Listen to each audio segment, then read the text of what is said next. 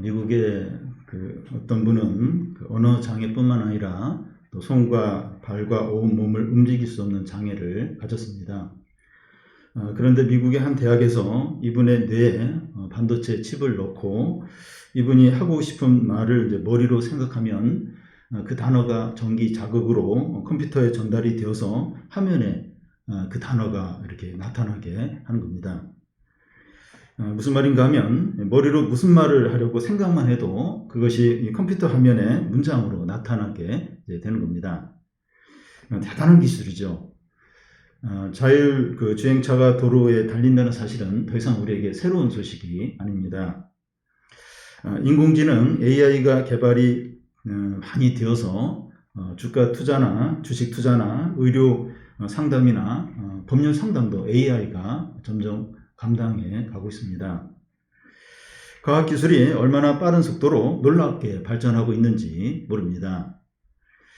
그리고 엄청난 정보와 이 데이터가 매일 현대인들에게 제공되고 있습니다. 누구나 인터넷에 들어가면 최근의 정보들과 다양한 데이터를 이용할 수 있습니다. 오늘날 우리들은 놀라운 과학기술과 엄청난 이 정보들과 또 지식들을 누리고 있습니다. 그래서 이 사람들이 과거보다 더 지혜롭고 더 도덕적이 되고 더 안전하고 더 행복할 것을 기대할 수 있는데 실제로는 그렇지 않습니다. 요즘 저는 이제 많은 사람들이 가상화폐에 이제 투자를 하고 또 손실을 보는 것을 보면서 참 어리숙다는 생각을 좀 하고요. 부모들이 어린 자녀를 폭행치사하는 사건들이 계속해서 일어나고 있고 음주운전으로 무고한 사람들의 생명을 빼앗는 사고들이 계속 또 일어나고 있고 사업재해로 노동자들이 계속 죽어가고 택시 운전기사 이 폭행 사고가 계속 일어나는 것을 보면서 이 세상이 얼마나 도덕적으로 낮아져 있고 또 안전하지 않고 폭력적으로 되어 가고 있나 하는 생각을 하게 됩니다. 세상의 이런 모습은 사람들의 가치관과 세상이 생각이 어떠하냐 하는 것에 관련이 있습니다. 오늘날 사람들의 생각과 가치관에 영향을 주는 옳은 거, 나름대로 생각한 옳은 거, 지혜가 있다는 겁니다. 오늘 말씀에서 지혜가 두 종류가 있다고 합니다. 세상 지혜와 하나님의 지혜입니다. 우리 사회가 이런 모습을 갖게 된 이유는 이 세상 지혜에 따라서 사람들이 살아가기 때문입니다. 우리가 지난 몇 주에 걸쳐서 이제 살펴보고 있는 것은 믿음은 행함이 있어야 한다는 겁니다. 그런데 지난 시간에 이제 말하는데도 믿음이 나타나야 한다고 했습니다. 한 입에서 찬송과 저주가 나오면 안 된다는 거죠. 이 시간에는 지혜는 행함으로 나타나야 한다는 겁니다. 보통 지식이 많고 똑똑하고 이제 공부를 잘 하는 것이 돈이 많거나 예쁜 것보다도 더 이렇게 부러워하게 되는데, 이렇게 지식이 많고 이러면 다른 것보다 훨씬 더 그걸 부러워합니다. 이 시간에는 지혜를 이제 다루는데, 지혜가 어떤 지혜이고 또 행함은 어떤 행함인지 하는 게 중요합니다. 지혜가 중요한데 그게 어떤 지혜냐? 그리고 또 지혜가 이렇게 행해져야 이제 의미가 있다는 거죠. 13절을 보면 너희 중에 지혜와 총명이 있는 자가 누구냐? 그는 선행으로 말미암아 지혜 온유함으로 그 행함을 보일지니라. 지난 시간에 너도 나도 선생이 되려고 하지 말라고 했습니다. 말에 실수가 없는 사람이 없기 때문에 선생은 더 큰 심판을 받기 때문이죠. 선생은 다른 사람들보다 더 지혜가 있다고 할 수가 있습니다. 야고보는 너희 중에 지혜와 총명이 있는 자가 누구냐 이렇게 하는데 우리는 나름대로 지혜가 있다고 여길 수 있습니다. 자기가 이제 공부를 잘 하니까 지적이니까 또 하나님의 말씀을 알기 때문에 지혜가 있다고 생각을 할 수가 있어요. 나는 하나님 말씀을 알고 있는데 나는 또 이렇게 공부를 잘하는데 이러면서 나름대로 나는 지혜가 있다 이렇게 여길 수 있습니다. 그런데 이 지혜의 근본이 뭡니까? 잠언 1장 7절에 보면 여호와를 경외하는 것이 지식의 근본이라고 했습니다. 하나님을 경외하는 게 지혜입니다. 그리고 지혜는 지적인 것이 아니라 동적인 것이라는 겁니다. 13절에 그 지혜는 이제 동적이어야 한다, 이 말씀을 하고 있습니다. 지혜는 겸손하게 선행으로 나타나야 한다는 거예요. 13절을 간단하게 이야기하면 지혜는 겸손하게 선행으로 나타나야 된다, 이렇게 말합니다.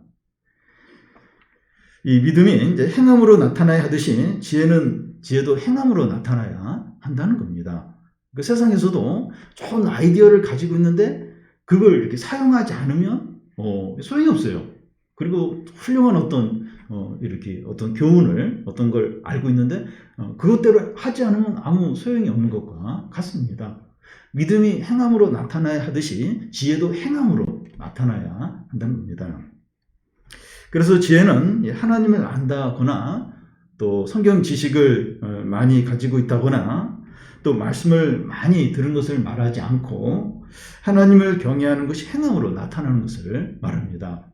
지혜는 그런 거예요. 지혜는 하나님을 경외하는 게 행함으로 나타나는 게 이제 지혜인 겁니다. 매일 성경 본문인 잠언에서도 지혜는 이제 지혜 있는 자들이 이제 많이 나오는데 말씀을 지적으로 알고 있는 자를 말하지 않고 행하는 자를 말하고 있습니다. 지난 수요일 그 잠언 말씀에 보면 지혜로운 여인은 자기 집을 세운다고 이렇게 되어 있고 또 지혜로운 자는 악을 떠난다고 되었습니다. 지혜는 집을 세우는 거예요. 집을 세우는 거예요. 그리고 또 악을 떠나는 그런 행동으로 나타나는 게 이게 지혜라는 겁니다. 여러분, 우리가 이 말씀을 듣고 읽고 아는 것이 중요하고 필요하지만 그것은 지혜가 아니고 지혜는 듣고 읽고 아는 말씀을 향하는 것입니다. 그러니까 지적으로 아는 것도 물론 필요하지만 그걸 행하지 않으면 아무 소용이 없다. 아무 유익이 없다는 겁니다. 행함이 없는 믿음이 죽은 것이듯이 행함이 없는 지혜도 헛것이라는 겁니다. 지혜가 이제 두 종류가 있다고 하는데 이 세상 지혜의 근거가 되는 그 세상 지식은 이제 쓸데없고 하나님의 이 지혜만 있으면 되는 거 아닌가 할 수 있는데 그렇지 않습니다. 이 세상 지식도 필요하고 유익해요. 그렇지만 한계가 있습니다. 먼저 이 세상 지식의 필요성과 한계입니다. 18세기 미국 영적 부흥을 주도했던 조나단 에드워드는 그 당시 열심히 있는 성도들이 은혜와 말씀만을 강조하면서 이성과 학문을 이제 무시하려고 할 때 이성과 학문의 유익함을 강조했습니다. 우리가 은혜 가운데 살아가지만 그 이성적인 사고를 무시하면 안 된다는 겁니다. 이성도 하나님이 주신 것이기 때문에 이성적인 사고를 할 때 유익이 많습니다. 상식이나 양심이나 도덕성이나 합리성 이런 것들은 이성에서 나오는 건데 다 유익하죠. 오히려 이런 것들을 무시하면 문제가 많아요. 그렇지 않은데 너무 은혜만 강조하면서 이렇게 양심이나 합리적인 거나 상식이나 이런 걸 막 이렇게 무시하고 행동할 때 진짜 문제가 있죠. 문제를 일으키게 됩니다. 그리고 이 세상 일반 학문들, 예를 들어 천문학이나 물리학이나 또 생물학이나 역사학이나 사회학이나 경제학이나 법학이나 의학 등은 하나님께서 창조하신 세상 만물을 직간접적으로 연구하는 그런 학문들이죠. 이런 학문들을 통해서 하나님의 일반 은혜를 깨닫고 누리게 됩니다. 그러니까 하나님이 교회나 또 이렇게 어떤 신앙적인 그것만 이렇게 하신 게 아니라 이 세상 모든 걸 하나님 다 창조를 하셨죠. 우리가 이제 일반 학문을 공부를 하면서 하나님의 어떤 일반 은혜를 이제 깨닫고 누리게 됩니다. 우리가 현재 누리고 있는 많은 혜택들은 다 일반 학문을 통해서 온 것들입니다. 성경만 하나님의 은혜이고 세상 학문들은 다 이렇게 타락한 것이라고 하면서 무시하면 우리는 너무나 좁고 또 편협하게 되고 또 폐쇄적이 되고 빈곤하게 됩니다. 그리고 공부나 이 학문을 하는 것이 유익한 또 하나의 이유는 이 말씀을 더 효과적으로 잘 가르칠 수 있기 때문입니다. 일반 지식을 갖고 있는 게 뭔가를 이렇게 설명하고 가르치는데 도움이 많이 됩니다. 특히 이 다른 자기와 다른 문화권에 있는 사람들을 잘 이해하고 복음을 전하는데 일반 지식이 도움이 돼요. 그러니까 이렇게 자기와 다른 문화권에 있는 사람들, 그런 사람들이 많죠. 이게 다문화 사회가 우리 점점 돼가는데 다른 이런 사람들을 잘 이해하고 또 이렇게 또 그들에게 복음을 전할 때 그런 일반 지식이 이제 도움이 많이 됩니다. 그리고 교회가 이 지역 사회와 공존을 하고 그들을 이제 섬겨야 되는데 이 세상 지식이 도움이 돼요. 도움이 됩니다. 그러니까 우리 혼자만 살 수가 없는 거예요. 같이 이제 더불어서 살아야 되는데 일반 지식이 세상 사람들과 이렇게 어울려서 또 그들을 돕고 하는데 얼마나 유익한지 모릅니다. 학문이나 일반 지식을 이제 갖는 것이 자신의 삶을 풍성하게 하고 또 다른 사람들을 이해하고 또 그들을 또 잘 섬기게 하고 말씀을 전하는데 도움을 줍니다. 그래서 이제 크리스찬들은 할 수 있으면 공부를 열심히 해야 돼요. 이 공부를 열심히 하면 이렇게 하나님을 떠나는 것이고 욕심으로 사는 거에서 공부를 안 하는 게 못하는 게 이게 더 신앙이 좋은 것 그런 게 없어요. 그런 게 없습니다. 그렇지 않습니다. 할 수 있으면 공부를 열심히 하고 잘하고 또 책도 좀 많이 읽고 지적이 되는 게 필요합니다. 왜냐하면 그만큼 자신이 삶이 좀 풍요로워져요. 또 다른 사람을 잘 이해하고 또 섬기는 데 도움이 되고 특히 복음을 전하는데 그게 많이 도움이 됩니다. 유익해요. 그런데 이 세상 지식에 한계가 있어요. 한계. 그게 뭡니까? 세상 지식은 사람을 교만하게 만들 수 있다는 겁니다. 다른 사람이 모르는 지식을 갖고 있거나 많은 지식을 갖게 되면 사람이 교만해질 수 있습니다. 왜냐하면 지식은 사람에게 힘을 줘요. 또 명예를 주고 경제적인 이익을 주기 때문입니다. 그리고 이 세상 지식은 하나님에 대해서도 교만하게 할 수 있습니다. 공부를 많이 하게 되면 자기 나름의 지식 체계가 이제 생기고 이 자기 논리와 주장이 강해질 수 있습니다. 그래서 이 하나님의 말씀을 들으면 자기 기준과 시각으로 판단하고 거부를 이제 할 수가 있어요.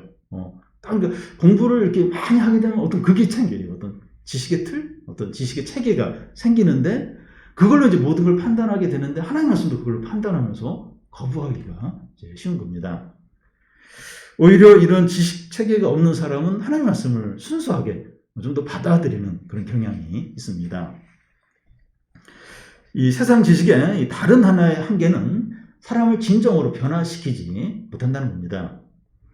인문학이나 철학책이나 이제 명상집은 나름대로 사람을 치유하기도 하고 또 변화시키기도 하고 또 회복을 시키는 그런 어떤 기능들이 있습니다. 그런데 이 중병에 걸렸는데 진통제를 먹이고 통증을 좀 이렇게 줄여주는 그런 이제 효과인 거죠. 진정한 해결책은 안 된다는 겁니다. 진정한 해결책은 안 돼요. 도움이 되긴 되는데 또 진정한 해결책은 안 되는 겁니다. 소망 없는 죄인들을 진정으로 변화시키고 죄 문제를 해결하고 새 사람이 되게 하지는 못합니다. 이건 복음만이 할 수가 있는 거죠. 세상 사람들은 하나님을 떠나서 이제 세상 그 지혜를 가지고 인류 문제를 해결하려고 하는데 그 결과는 이 모양, 이 세상이 이 모양, 이 꼴인 거죠. 다음은 이 세상 지혜의 특징입니다. 14절에서 16절까지 한 절씩 교독하겠습니다. 그러나 너희 마음속에 독한 시기와 다툼이 있으면 자랑하지 말라. 진리를 거슬려 거짓말하지 말라.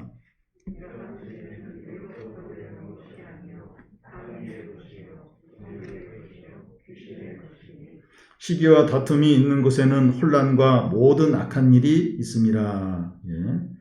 여기 세상 지혜란 그 세상 지식을 말하는 것이 아니라 이 세상 지식을 근거로 해서 하나님을 대적하는 지혜를 가리킵니다. 예를 들어서 리처드 도킨스라는 그 유명한 그 사람이 있는데 이 과학 지식을 통해서 하나님을 부정하는 그런 경우가 해당이 됩니다. 과학 지식이나 기술은 유익하죠. 유익한데 이런 것들을 근거로 해서 하나님을 부정하는 거예요. 하나님을 부정하고 하나님을 대적하고 하나님을 인정하지 않고 이게 이제 세상 이제 세상재해죠. 이 세상재해가 이제 이런 것을 이제 말합니다. 이 세상재해를 이제 그 기원과 특성과 결과로 이렇게 한번 생각을 해 보면, 기원을 보면 그 15절에 나와 있는 것처럼 땅 위의 것이고 정욕의 것이고 귀신의 것이라는 겁니다. 이 세상재해의 특징을 보면 그 14절에 독한 시기와 다툼이 있다는 겁니다. 이 세상재해의 결과를 보면 그 16절에 혼란과 모든 악한 일이 있는 겁니다. 이 세상재해의 기원과 특성과 결과가 이런 거예요. 세상재해가 역사적으로 어떤 결과를 가져왔는가 한 예를 이제 들면, 19세기 말에 그 유럽은 교육에 대한 확신으로 넘쳤습니다. 사람들에게 교육을 잘 시키면 사람들이 다 변하게 되고 세계는 낙원처럼 바뀔 거라는 겁니다. 그 당시에 교육 이론들이 많이 나왔는데 그 이론들을 잘 가르치기만 하면 세상은 낙원처럼 바뀐다는 겁니다. 근데 20세기 초에 무슨 일이 일어났습니까? 2번에 걸쳐서 세계대전이 터지면서 수천만 명이 죽고 집들과 건물들이 불타고 도시가 잿더미로 바뀌었습니다. 세상 지식과 학문을 잘 가르치기만 하면 사람들이 다 선하게 되고 세상은 낙원으로 될 줄 확신했는데 지옥으로 바뀐 거죠. 온 유럽이 두 번에 걸친 세계대전을 겪으면서 교육 곧 세상 지식으로 사람들과 세상이 바뀔 수 있다. 더 이상 그런 얘기 하지 않게 되었습니다. 여러분, 이 세상지의 이 기원이 어딘가 하면 땅이에요. 정욕이고 사단입니다. 다른 말로 하면 교만이고 자기중심적이고 욕심적입니다. 그러니까 이 세상지의 특징은 지독한 시기이고 다툼인 거예요. 자기중심적이고 교만하니까 다른 사람을 시기하고 싸울 수밖에 없는 겁니다. 세상 어디를 가나 어느 단체를 가나 모임이나 시기하고 다투는 이유가 여기에 있습니다. 그 결과는 혼란이고 모든 악한 일이죠. 사람들은 끝없이 시기하고 싸우니까 혼란과 악한 일들만 생기는 겁니다. 그리고 혼란스러워요. 사람들이 방황을 해요. 그리고 막 불행한 거예요. 고통이 계속해서 있는 겁니다.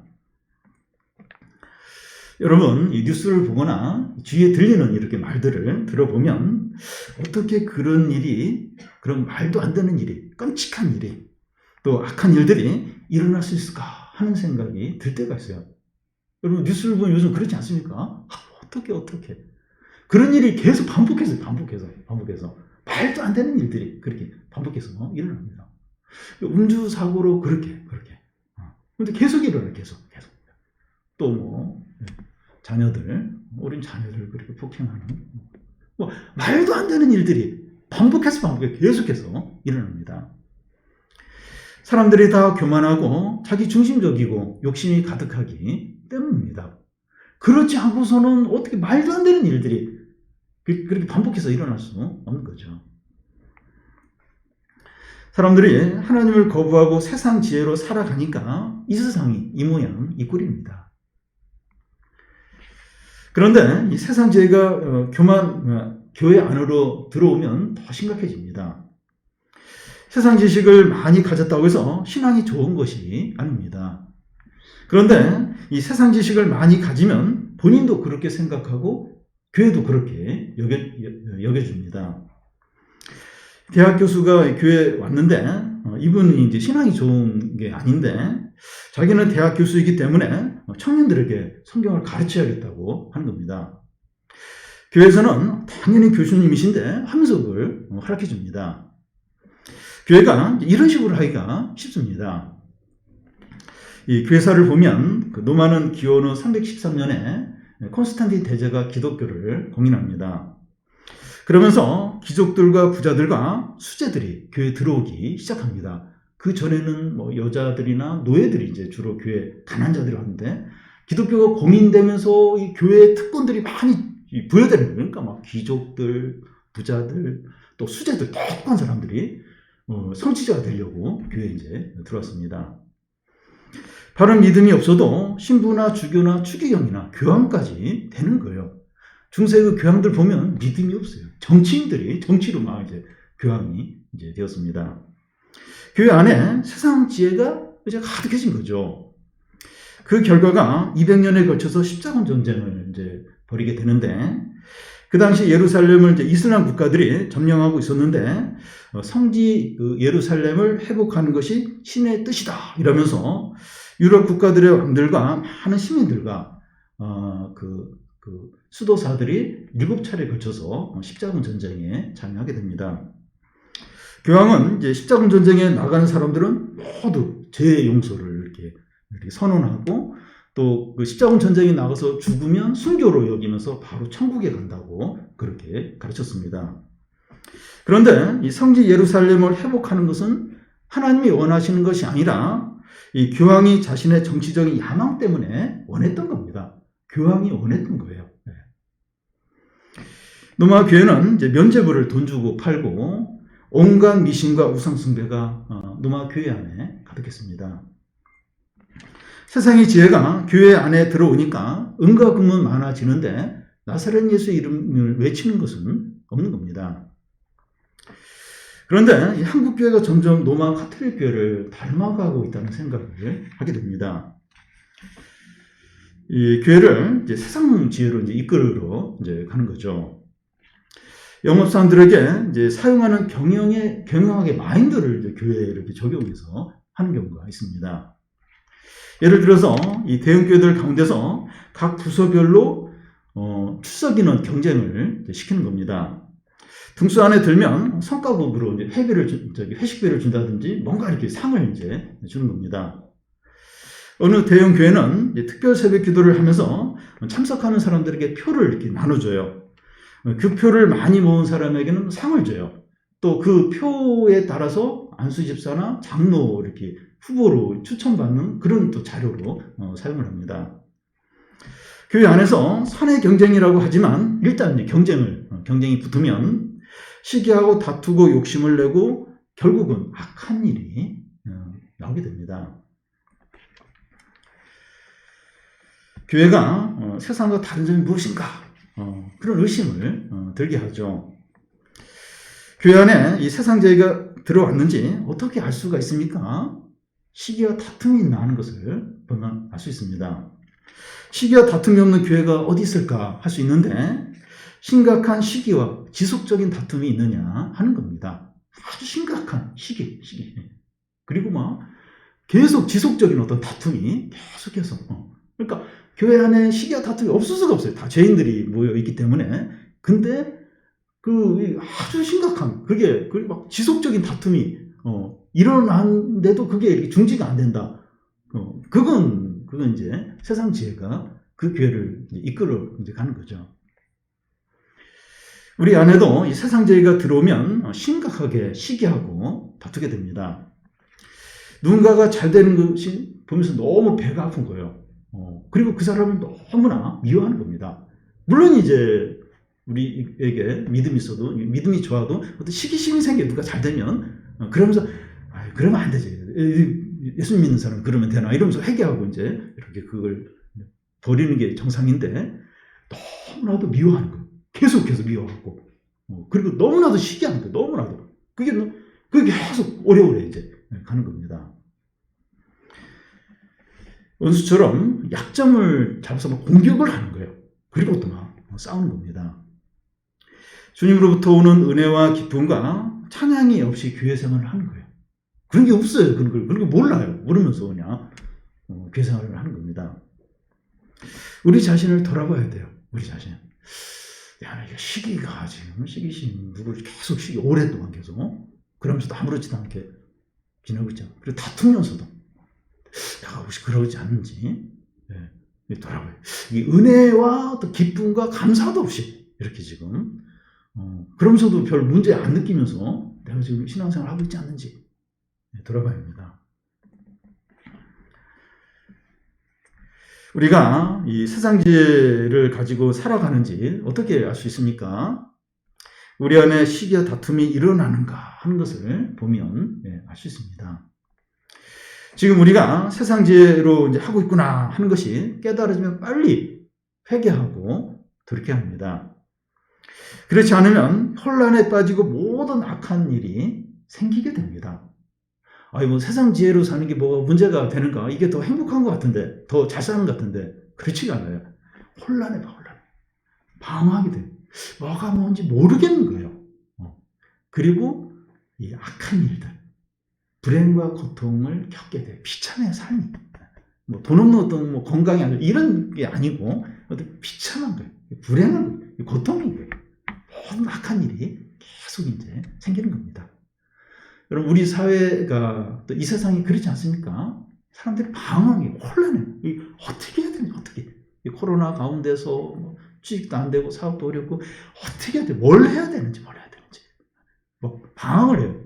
혼란 가운데 있습니다. 네. 세상 지혜는 정욕적이고 사탄적이기 때문이죠. 네. 세상 지혜에 따라서 사니까 이럴 수밖에 없는 거예요. 혼란과 죄악과 불행과 고통과 비참함과 모든 악한 일들을 겪을 수밖에 없는 거예요. 왜냐하면 이게 사단적인 거예요. 세상적인 거, 정욕적인 거기 때문에 그런 겁니다. 다음은 하나님의 지혜의 특징입니다. 17절, 18절을 한 절씩 교독하겠습니다. 오직 이로부터 난 지혜는 첫째 성결하고 다음에 화평하고 관용하고 양순하며 긍휼과 선한 열매가 가득하고 편견과 거짓이 없나니.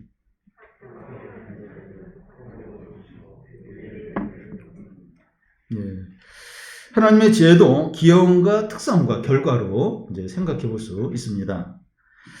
기원은 그 17절 앞에 보면 위로부터 난 것이고, 하나님의 지혜의 특성은 그 17절 중간에 보면 성결하고 화평하고 관용하고 양순하고 긍휼하고 선한 열매가 가득하고 편견과 지혜가 없는 것이고, 또 하나님의 지혜의 결과는 18절 끝에 보면 의의 열매를 맺는 겁니다. 여러분, 이 하나님의 지혜는 그 세상 지혜와 본질적으로 다릅니다. 하나님께서 교회에 주신 구체적이고 실제적인 하나님의 말씀 드린 것이죠. 하나님의 지혜의 특징을 살펴보기 전에 지혜가 무엇인지 다시 한번 생각해 볼 필요가 있는데요.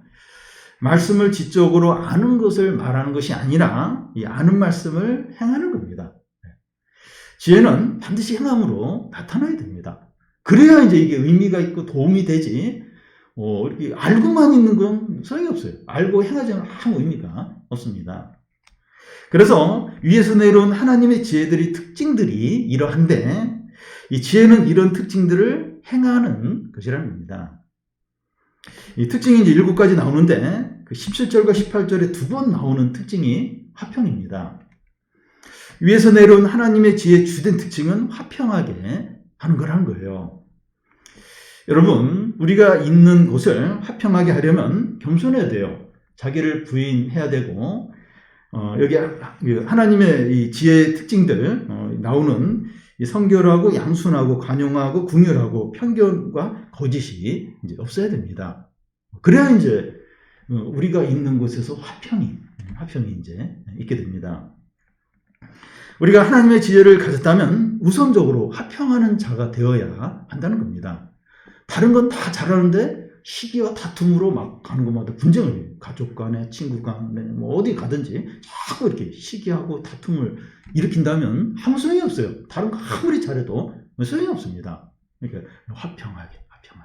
내가 있는 곳에, 우리 가족들 가운데, 또 이렇게 친구들 가운데, 어떤 모임에 어디를 가든지 화평케 하는, 겸손하고 자기를 부인하고, 또 여기 하나님 지혜의 특징들, 이런 걸 다 이렇게 행해서 화평케 하는 제야입니다. 이 하나님의 지혜의 2번째 특징은 성결하는 겁니다. 성결은 이 도덕적인 정결함과 거룩함을 말합니다. 그 앞에 그 1장 27절 그 끝에 나온 것처럼 자기를 지켜 세속에 물들지 않는 겁니다. 세상에 여러 죄악들, 유혹들이 있는데, 거기에 이제 물들지 않는 거예요. 자기를 잘 이제 지키는 것이고, 또 마음이 청결한 자는 복이 있다고 하는데 마음을 깨끗게 하는 겁니다. 그래서 이 하나님의 지혜를 가진 그 지혜의 특징은 이렇게 성결한 거, 거룩한 겁니다. 하나님의 지혜의 세 번째 특징은 관용하는 겁니다. 이 관용은 자기가 강하더라도 다른 사람을 받아들이고 친절하게 잘못을 이제 바로 잡아주고 또 자기 권리를 이렇게 양보하는 것을 말합니다. 그래서 하나님의 지혜의 특징은 이렇게 관용하는 것, 관용을 이제 베푸는 겁니다. 또 하나님의 지혜의 네 번째 특징은 양순한 겁니다. 이 자신의 생각과 다르더라도 이제 설득을 당해줘요. 설득을 당해줍니다. 이렇게 설득을 당해주고 옳은 것을 위해서 까다로운 사람을 인내하면서 이렇게 납득을 시켜서 동의를 이렇게 얻어내는 이런 게 이제 양순인데 하나님의 지혜는 양순한 거예요. 양순한 겁니다. 또 하나님의 지혜의 다섯 번째 특징은 긍휼한 겁니다. 하나님께서 우리에게 은혜를 베풀어 주신 것처럼 우리도 비열하고 무가치해 보이는 사람에게 아낌없이 베푸는 겁니다. 그럴 만한 가치가 있는 좀 괜찮은 사람에게 이렇게 베푸는 게 아니라 비열해요. 아주 참 이렇게 수준 이하예요. 이제 그런 사람에게 아낌없이 베푸는 이게 이제 긍휼이죠. 하나님의 지혜는 긍휼을 베푸는 겁니다. 긍휼을 베푸는 겁니다. 하나님의 지혜의 여섯 번째 특징은 편견과 거짓이 없는 겁니다. 이게 어떤 건가 하면 두 마음을 품지 않는 거예요. 또 이게 분열되려고 하지 않는 겁니다. 우리 안에 자꾸 분열을 하고 싶은 그런 마음이 있어요. 자꾸 분열. 그리고 자꾸 두 마음을 품게 되는데 하나님의 지혜는 이렇게 한 마음이 되려고 애쓰는 겁니다. 내가 대가를 지불하고 희생하더라도 한 마음 하나가 되려고 해요. 그런 거죠. 방금 우리가 하나님의 지혜의 특징들을 살펴봤는데 우리가 하나님의 지혜를 가졌다고 하는 것은 이런 특징들을 알고 있다는 것이 아니라 이런 특징들을 행하는 것을 말합니다.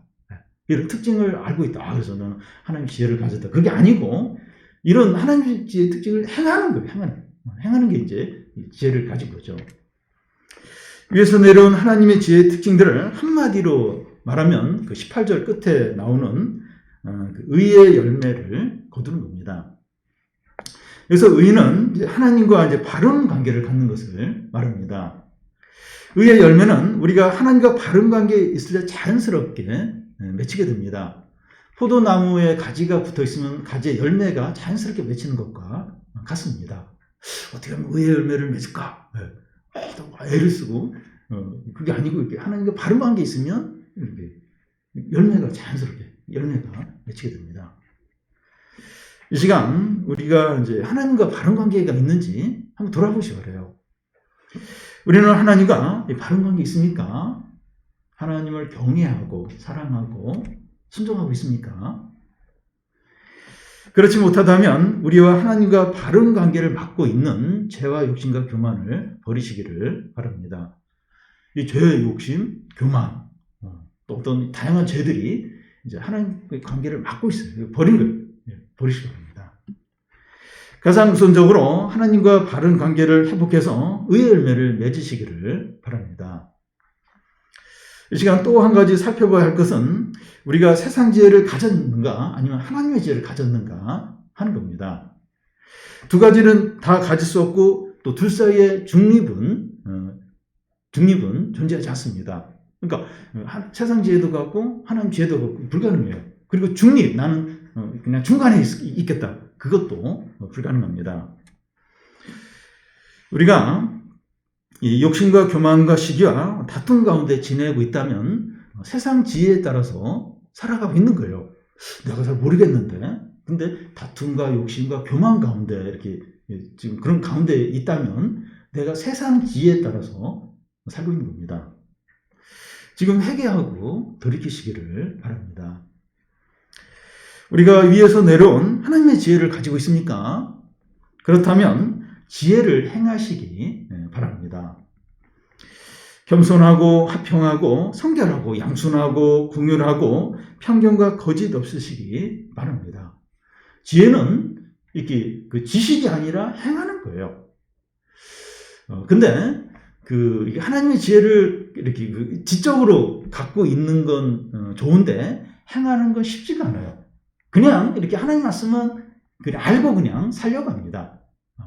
근데 의지를 가지고 또 자신을 절제하면서 노력해서 이 하나님의 지혜를 행하도록 하라는 겁니다. 여러분, 세상 사람들도 뭐 공부하는 학생이나 운동선수나 각 분야에서 성공하기 원하는 사람들도 하기 싫은데 막 의지를 가지고 자기를 절제하면서 통제하면서 노력을 해요. 그래서 이제 뭔가를 이렇게 해냅니다. 그럴 때 이제 성공도 하고 기쁨도 얻고 행복을 누리게 되죠. 하물며 참된 거, 옳은 거, 이 하나님의 지혜를 의지를 가지고 막 노력을 하고 자기를 통제하면서 더더욱 그렇게 이제 해야 되는 거죠. 하기 싫은데 내가 왜 그렇게 해야 돼? 내 마음이 그러고 싶지 않은데 그러기가 쉬워요. 저도 좀 주중에 그렇게 했습니다.